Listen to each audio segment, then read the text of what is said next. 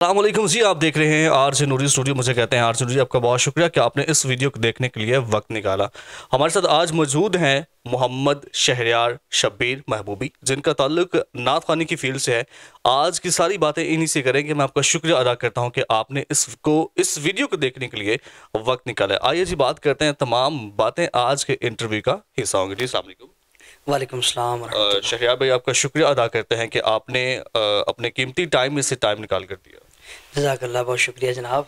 सबसे पहले सवाल ये पैदा होता है कि आप नात ख़्वानी की फील्ड में कब आए? नात ख़्वानी की फ़ील्ड में तो मैं बचपन ही से हूँ, क्योंकि नात पढ़ने का, सुनने का बचपन ही से शौक़ था। और इसकी जो बाकायदा फिर मैंने तालीम भी बचपन ही में इसकी हासिल की। दूसरा सवाल ये है कि आप इस फील्ड में आए ही क्यों? क्या ये गॉड गिफ्टेड है या फिर किसी ने आपको इस फील्ड में ज़बरदस्ती लाया गया? नहीं, ये बेसिकली तो गॉड गिफ्टेड है, क्योंकि जैसे कि मैंने आपको अर्ज़ की कि नात ख़्वानी, नात पढ़ने का मुझे बचपन से ही शौक़ था। तो आवाज़ मेरी कुछ थी, कुछ बेहतर थी, लेकिन ज़ाहिर बात है पॉलिश तो हर चीज़ करनी होती है। तो वो फिर मेरी वालदा ने इस चीज़ को भांपा और उन्होंने फिर मुझे मेरे से राय ली। तो मैंने कहा बिल्कुल बिल्कुल जी, मुझे ये बाकायदा सीखना है। मैं तो इस ताक में था कि कोई मुझे ऐसा मौका मिले, और वो अल्लाह ताला ने मुझे अता फरमाया। ओके, मुझे ये बताइएगा कि जब आप नात ख़्वानी का सफ़र स्टार्ट हो जाता है, दूसरा सवाल ये है कि जब आप ब्लाइंड हुए, जब आपको पता चला कि मुझे नज़र नहीं आता, तो उसके बाद लाइफ में आगे स्ट्रगल करना कितना मुश्किल था? अच्छा, ये थोड़ा सा इसमें मैं आपको डिफरेंस बता दूं कि मैं हूं बाय बर्थ ब्लाइंड। और डिफरेंस ये है कि जो लोग बाय बर्थ ब्लाइंड होते हैं और जो लोग बाद में ब्लाइंड होते हैं, उनका ना डिफरेंस होता है। जो बाद में ब्लाइंड होते हैं उनको स्ट्रगल ज़्यादा करनी पड़ती है, क्योंकि उन्होंने एक चीज़ खोई हुई होती है। अब मैंने उस तरह से कोई चीज़ खोई नहीं, यानी मेरे पास जो चीज़ थी, अल्लाह ने जो चीज़ें मुझे दे के भेजा था, अल्हम्दुलिल्लाह वो सलामत हैं, और अल्लाह ताला सबको अपने हिफ्ज़ व मान में रखे। और इस हवाले से जो है वो मुझे स्ट्रगल नहीं करना पड़ी। हाँ, एज अ ब्लाइंड पर्सन मुझे दुनिया में काफ़ी स्ट्रगल करना पड़ी, क्योंकि हमारा जो ब्लाइंड होते हैं ना, या जो इस तरह कोई हैंडीकैप होते हैं, उनको दो तरह स्ट्रगल करनी पड़ती हैं। एक तो अपने काम में स्ट्रगल करनी पड़ती है, वो तो ऑब्वियसली हर बंदा करता है। और दूसरी जो स्ट्रगल हमें करना पड़ती है, वो अपने आप को मनवाने में करना पड़ती है। यार, आई कैन डू इट, मैं ये कर सकता हूँ। वो लोगों को बताने में स्ट्रगल करनी पड़ती है। तो हमें लोगों से ज़्यादा डबल स्ट्रगल करनी पड़ती है, जो कि मुझे करना पड़ी। और इसी तरह फिर अल्लाह ताला ने मुझे नवाजा भी। आपकी तालीम का जब आगाज़ होता है तो इसका इख्तिताम कहाँ पे हुआ और कब किया? मेरी तालीम का आगाज़ तो हुआ जब मैं 3 साल का था, और इख्तिताम इसका अभी तक नहीं हुआ। और अभी जो डिग्री जो है वो मेरे पास, वो फ़िलहाल एमफ़िल की है, और इंशाल्लाह आगे पीएचडी के लिए अभी कोशिशें जारी हैं। बिल्कुल ठीक है। ये बताएं, डॉक्टर बनने का इरादा सोचा है या वैसे डिग्री लेनी है? नहीं नहीं, डॉक्टर, ज़ाहिर बात है पीएचडी की डिग्री हो जाएगी तो डॉक्टर तो हो बन ही जाऊँगा फिर ऑब्वियसली। डॉक्टर ऑफ फिलॉसफी हो जाएगा वो।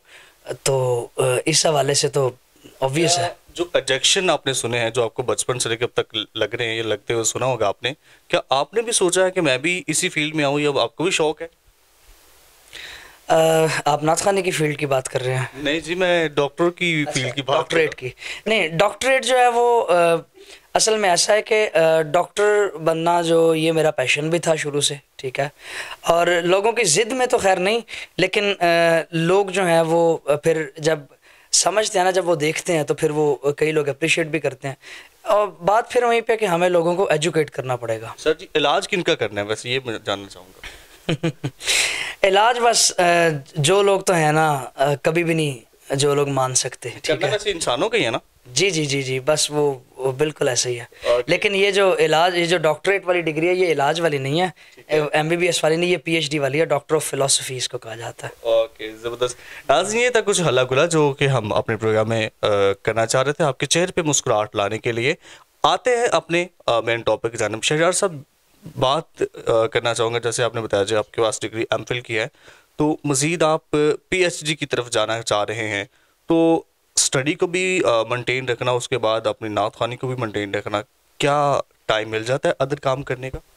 बहुत अच्छा सवाल किया ये आपने। मैं चाह रहा था इस सवाल को मुझसे पूछे, और कई लोग इस चीज़ को करते हैं, जो मेरी फैमिली के लोग हैं वो भी कहते हैं। लेकिन अल्हम्दुलिल्लाह अल्लाह ताला ने मुझे टाइम मैनेजमेंट की स्किल्स अता फरमाई हैं, जिसकी वजह से मैं टाइम मैनेज कर लेता हूँ और अपनी पढ़ाई थोड़ा, मैं असल में ना जो पढ़ाई है, जो दूसरी दुनियावी तालीम है, उसमें ज़रा शार्प था, तो और स्टिल हूँ भी अल्हम्दुलिल्लाह। तो उस हवाले से मुझे इस तालीम पे जो है ना वो टाइम नहीं लगता था।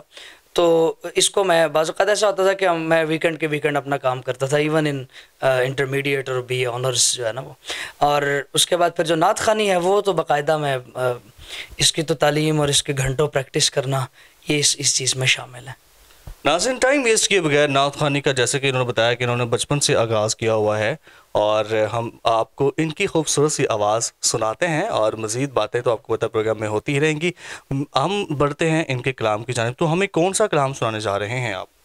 अच्छा, मैं मुहर्रम अल हराम के हवाले से एक कलाम सुनाऊंगा, और उससे पहले मैं इंशाल्लाह रुबाई पेश करूंगा जो एज़ अ हमद और एक नात के तौर पे हो जाएगी। नाज़रीन, जब कोई भी कलाम पढ़ता है तो उसने उसके पीछे बहुत ज़्यादा ही मेहनत की होती है, बहुत स्ट्रगल होती है उस कलाम के पीछे। आपने तो एक बार सुन के उसको गुजार दिया, आपकी समातों से गुजर गया है, आपको लगता है कि बस सुन लिया और जिसने सुनाया है वो सुना के चला गया। लेकिन जब उसने आपको सुनाया है, उसने उसको प्रॉपर तैयार करके, उसके पीछे जितनी मेहनत है, जितनी स्ट्रगल है, वो करके आपके सामने रखा है। तो आपका ये हक है कि काइंडली उनको सपोर्ट किया करें, उनके कलाम को ज़्यादा से ज़्यादा शेयर किया करें। जब तक वो कलाम सुना जाएगा, कलाम पढ़ा जाएगा, उसको लोग जितना ज़्यादा सुनेंगे, उसके बाद फिर पढ़ेंगे, उसका अजर आपको मिलता जाएगा। जी, बिस्मिल्लाह कीजिए। खुदा वो है, वाह वाह वाह, जो कतरे पे फैज़ आम करे। अल्लाहु अकबर। नबी वो है जो खुदाई का इंतज़ाम करे। सुभान अल्लाह। काबा वो है जिसे सजदा खासो आम करे, और अली वो है जिसे काबा सलाम करे। ईसार की मिसाल है कुर्बानी हुसैन, करते हैं आओ मिलके सना खानिए हुसैन। क्या बात है। फर्जंद फातिमा ने वहीं घर बना लिया, कि अर्ज करबला ने यूं मेहमानिए हुसैन। वक्ती आरज़ी थी हुकूमत यजीद की, है बरकरार आज भी सुल्तानिए हुसैन। ज़मीन आसमान में हुसैन सा कोई नहीं। ज़मीन आसमान में, ज़मीन आसमान में, ज़मीन आसमान में हुसैन सा कोई नहीं। खुदा के इस जहान में, खुदा के इस जहान में हुसैन सा कोई नहीं। यजीद नक्शाए जोरों जफा बनाता है, हुसैन उसमें ख़ते करबला बनाता है। यजीद बनते हैं आज भी लोग कोशिश से, हुसैन खुद नहीं बनता खुदा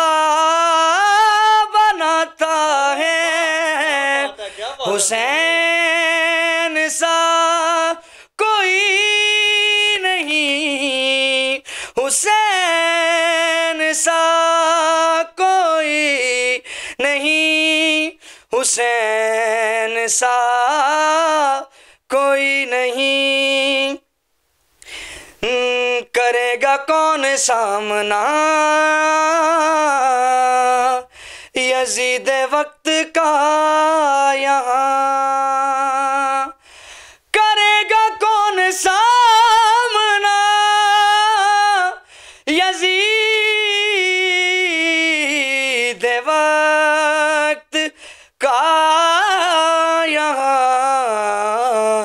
हमारे दरमियान में हुसैन सा कोई नहीं, हमारे दरमियान में हुसैन सा कोई नहीं, लिखा हुआ है लौहे दिल पे नाम बस हुसैन का, लिखा हुआ है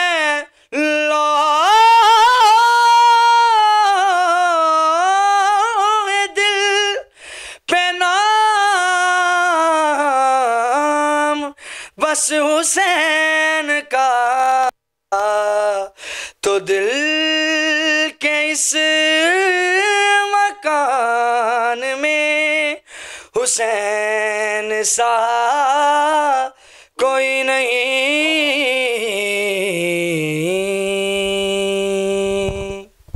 माशाल्लाह जी, क्या बात है। ज़मीन और आसमान में हुसैन सा कोई नहीं, क्या बात है जी। बहुत ही ज़बरदस्त कलाम इन्होंने पढ़ा है, और जब इनकी आवाज़ कानों में रस घोलती है तो कुछ यूं लगता है, जब इनकी आवाज़ कानों में रस घोलती है तो कुछ यूं लगता है, पढ़ते जाओ हम सुनते चले। माशाल्लाह जी, अल्लाह ताला ने इनको क्या खूबसूरत आवाज़ अता की है। अल्लाह ताला आवाज़ हर इंसान को अता करता है, वो अलग बात है कि हम उसका इस्तेमाल किस तरह से करते हैं। अल्लाह ताला ने ये नेमत सभी को अता की हुई है। अल्लाह ताला के वो बंदे, कुछ लोग अच्छा इसका इस्तेमाल कर देते हैं, कुछ लोग, खैर बुरा तो नहीं कहूँगा, लेकिन वो अपने अपने तरीके से उस आवाज़ का इस्तेमाल करना शुरू कर देते हैं। शहरयार साहब, जानना ये चाहूँगा कि जब आपने अपनी ज़िंदगी का सफ़र जो है वो शुरू कर दिया था, अपनी स्ट्रगल करना शुरू कर दी, लोगों से मिलना मिलाना शुरू कर दिया, लोग आपके पास आते थे, आप लोगों के पास जाते थे, लोगों का रवैया क्या था आपकी डिसेबिलिटी को देखते हुए?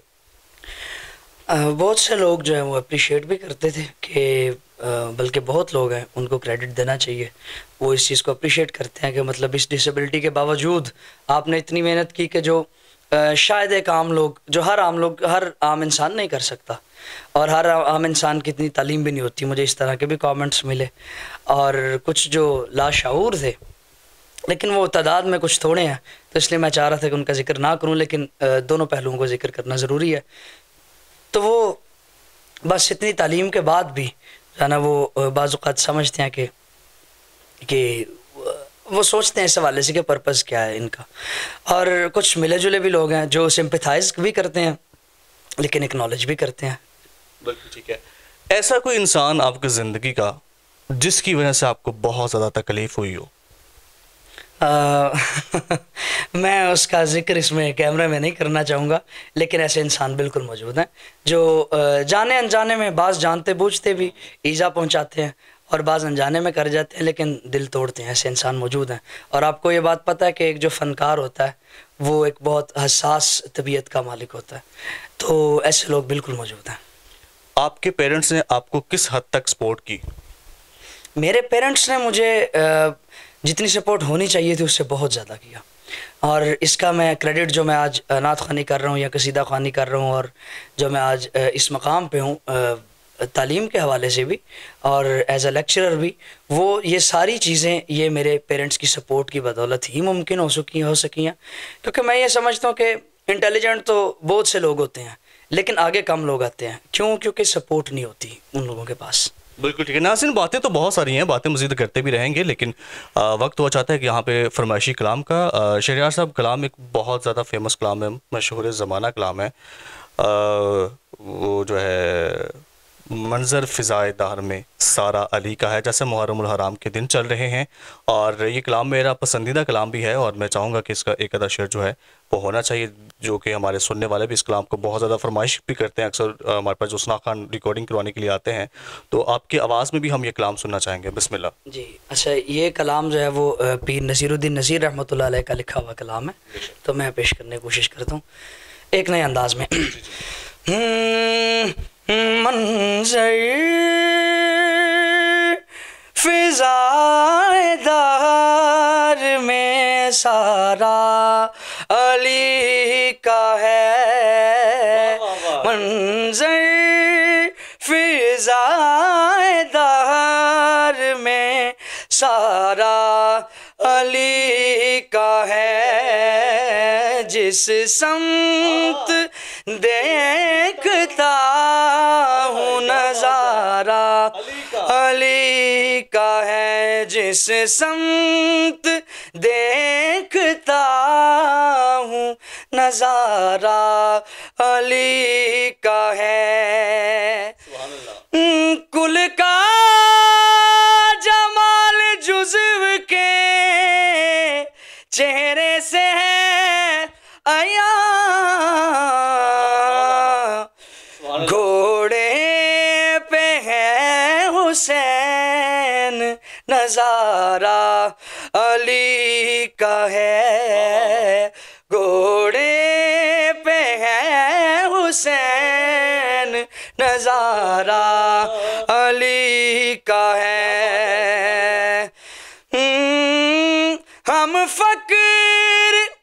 हम फ़क्र मस्त जाने वाले अली के हैं। हम फ़क्र मस्त जाने वाले अली के हैं। अपने दिलों पे सिर्फ इजारा अली का है। मंज़र फ़िज़ाए दहर में सारा अली का है।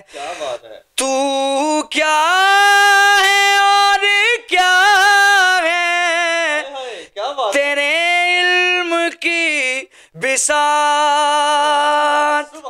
क्या बात है। तू क्या है और क्या है तेरे इल्म की बिसात। तुझ पर करम नसीर ये सारा अली का है। मंज़र फ़िज़ाए दहर में सारा अली का है। क्या बात है जी, माशाल्लाह। बहुत ही खूबसूरत अंदाज के साथ इन्होंने एक नए अंदाज में एक कलाम पेश किया है और बहुत ही अच्छा लगा जनाब, माशाल्लाह। अल्लाह ताला आपको मज़ीद उम्र में इल्म में इजाफा अता फरमाए। तो पूछना ये आपसे चाहूँगा कि जब आप नात ख़्वानी की फील्ड में आए थे, जब आपने पहली महफिल अटेंड की थी, उस वक्त आपके घर वालों का रवैया कैसा था, कैसा उनको फील हुआ?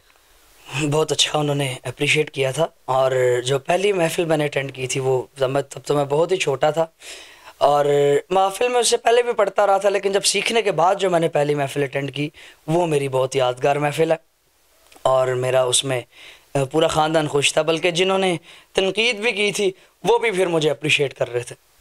हम जानना चाहेंगे कि आपने कौन से उस्ताद से सीखा और आपको उस्ताद ने किस तरह सिखाया, कितनी देर में उन्होंने आपको सिखाने की कोशिश की? नूरी भाई, सिखाने का जो प्रोसेस है ना, ये ता ज़िंदगी जारी रहेगा। और मैंने पहले जो इब्तदाई तालीम इसकी ली वो मैंने उस्ताद वक़ास अली महबूबी साहब से ली और उसके बाद जो इसकी फिर इंटरमीडिएट और एडवांस जो तालीम ली वो मैं उस्ताद अमीन चौहान महबूबी साहब से ली और ले रहा हूँ स्टिल। तो बस ये इस तरह ये सफ़र अभी जारी है। एक नात ख़्वां हैं जो कि माशाल्लाह उन्होंने बड़ा अच्छा वक्त दुनिया में गुजारा, अल्हम्दुलिल्लाह। उनका एक नाम है, अब दुनिया में वो मौजूद नहीं है। आखिर में वो कलाम उनका मैं शामिल कराना चाहूँगा आपसे। उस्ताद खालिद हसनैन साहब, जब उनका जिक्र होता है ना, रोंगटे खड़े हो जाते हैं। यकीन करें कि जब हम उनका कलाम सुनते होते थे या लाइव महफिल में जब उनको सुनते होते थे, यकीन करें कि क्योंकि सभी लोग जानते हैं, मेरे फैंस और सब्सक्राइबर सभी जानते हैं कि मेरा साउंड और पेटिंग से भी ताल्लुक है। तो जब महफिल पे उनको मैं पढ़ाया करता था, मेरे हाथ इजाज़त मुझे नहीं देते थे, मैं कहाँ जाऊँ क्या करें, मेरे हाथ रुक जाते थे। मेरे हाथ कहते कि बस यहाँ ही रहना है, आगे नहीं बढ़ना, बस सुनते चलो। मेरे हाथ भी उनको सुना करते थे।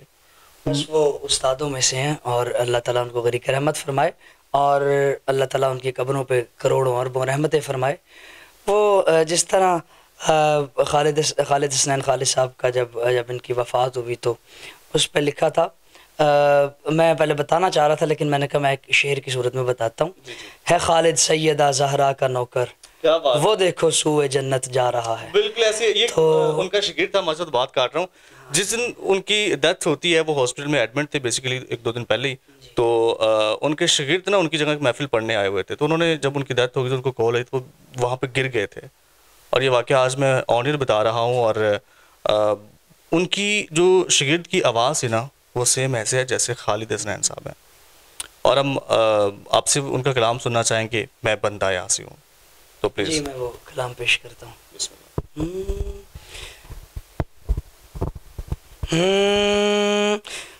फिर तू मेरे ईमान को तवानाई अता कर, फिर तू मेरे ईमान को तवानाई अता कर। बरसों नहीं सदियों से मैं बीमार हूँ मौला, मौला बरसों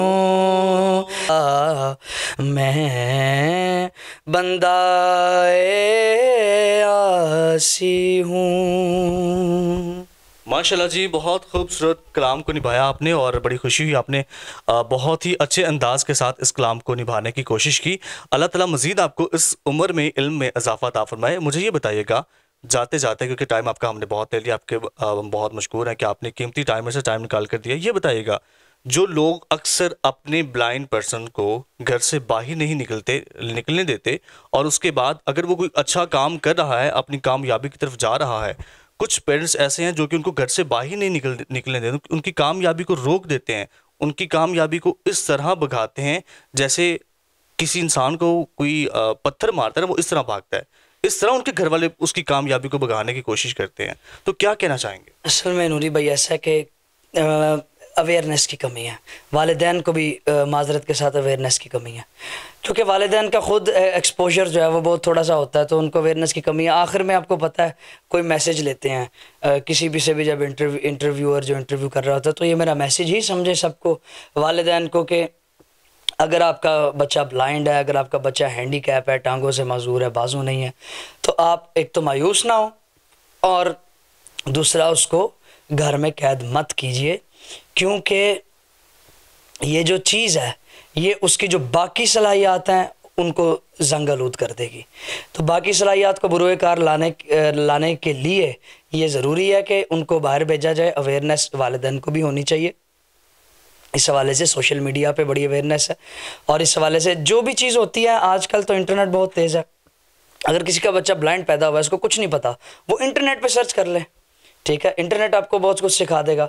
तो इस चीज़ को बिल्कुल अपने बच्चों को बजाय मज़ीद नकारा बनाने के आपने उनको ग्रो करवाना है और आपने उनको अवेयरनेस दिलवानी है और उनको सिखाना है, उनको बाहर भेजना है, उनको मौक़े फ़राहम करने हैं। तो ये पेरेंट्स की ज़िम्मेदारी ज़्यादा है, क्योंकि बच्चे को एज अ चाइल्ड तो किसी नॉर्मल बच्चे को भी नहीं पता होता मैं कौन हूँ, मैं क्या हूँ, मैंने क्या करना है, तो इसी तरह ब्लाइंड को भी नहीं पता होता। तो ये वालिदैन की ज़िम्मेदारी होती है। बहुत शुक्रिया जी। ये थे हमारे साथ शहरयार साहब, जिन्होंने बहुत खूबसूरत मैसेज दिया है। आई होप सो कि हम सबको समझ आ जाए और अवेयरनेस जिस तरह हम फैलाना चाह रहे हैं, जिस तरह हम चाह रहे हैं कि लोगों को समझ आ जाए। अल्लाह करे कि हमारी कोशिश कामयाब हो जाए। उम्मीद करता हूँ कि आज के प्रोग्राम से आपको बहुत कुछ सीखने का मौका मिला होगा। जिस तरह मैं कोशिश कर सकता था, मैंने अपनी जिम्मेदारी बिल्कुल निभाने की कोशिश की है। अल्लाह करे कि आप सभी दोस्तों को पसंद ज़रूर आए। अगर कोई बात अच्छी लगी है तो ज़िंदगी में इसको ज़रूर शामिल कीजिए, अगर कोई बुरी लगी है तो इसको नज़रअंदाज कीजिए, क्योंकि इसमें मेरी कोई गलती नहीं है। मैं जिस तरह कोशिश कर सकता था, मैंने कोशिश करने की बिल्कुल कोशिश की है। कोशिश करने वाला इंसान कभी हार नहीं मानता, क्योंकि हमेशा जो कोशिश करते हैं उनकी हमेशा हार के बाद एक जीत होती है। तो अपने होस्ट, अपने दोस्त आरजे नूरी को दीजिए इजाज़त। मिलते हैं अगली वीडियो में, तब तक के लिए अल्लाह हाफ़िज़।